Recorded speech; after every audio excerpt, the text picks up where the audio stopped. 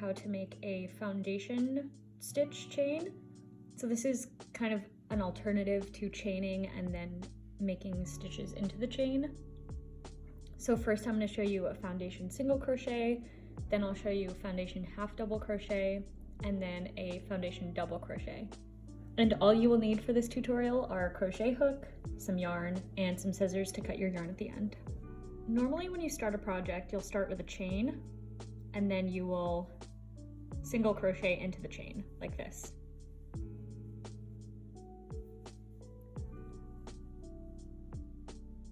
And with this technique, you're basically doing both of these steps at once.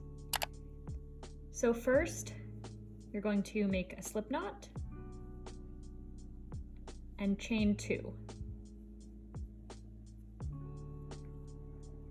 You're going to insert your hook into that first chain, grab your yarn, and then chain 1 into this loop.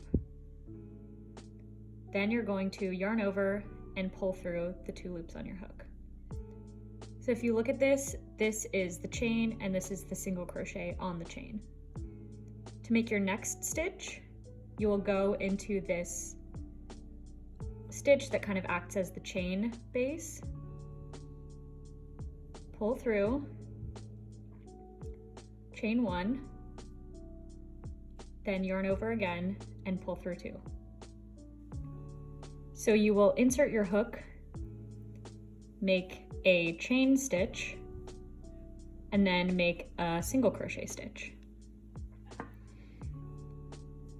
And this is useful because it's a little bit stretchier than a normal single crochet chain, and it's just faster because you're doing 2 rows at once. So insert your hook into the chain stitch, chain, and then single crochet. Chain, and single crochet. Now the way you're going to do a foundation half double crochet is actually very similar. So you're going to start with a slip knot on your hook, and instead of chaining 2 this time, you're going to chain 3.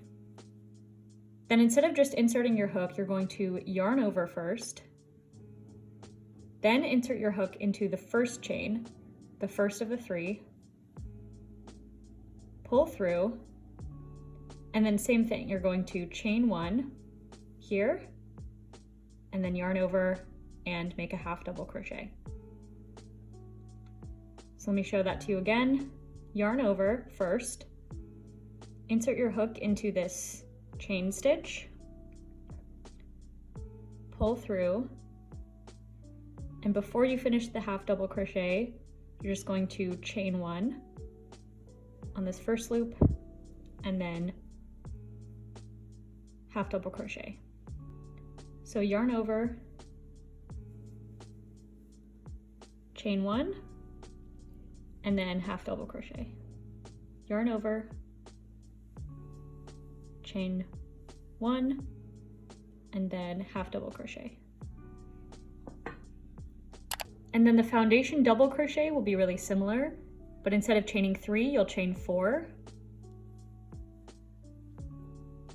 Then you will start with a yarn over again and insert your hook into the first chain. Then you will chain 1 and then make a double crochet. So yarn over, pull through 2, yarn over, pull through 2. Then same thing, yarn over, going into this chain space. You're going to chain 1, yarn over, pull through 2, yarn over, pull through 2. Yarn over, go into this base chain, chain 1, and then make a double crochet.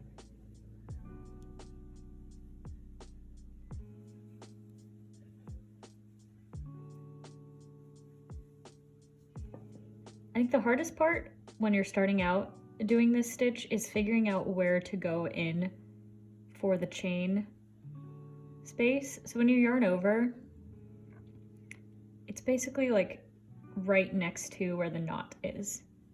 So you can see this stitch right here. That's where you'll go into to make your next chain. And then on your next stitch, this will be the chain that you go into.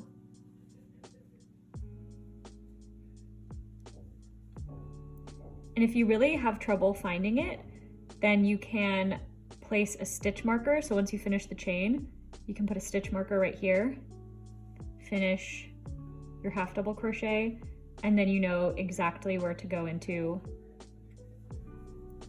for the next time.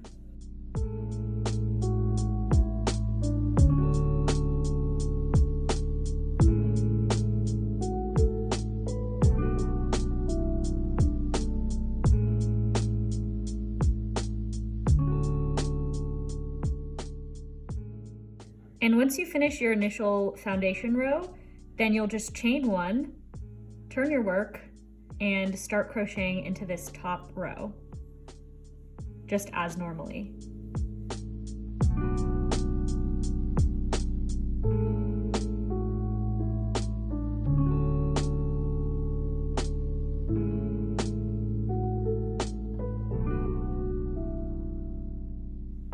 Some patterns will specify that you should start with this kind of chain, but honestly, for most patterns, you can start with this anyway and just skip the first row.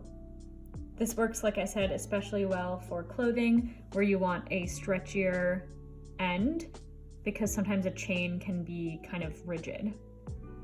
But just for fun, I'm going to make a little comparison swatch where I chain first and then crochet into it so you can see what it looks like and what the difference in stretchiness is.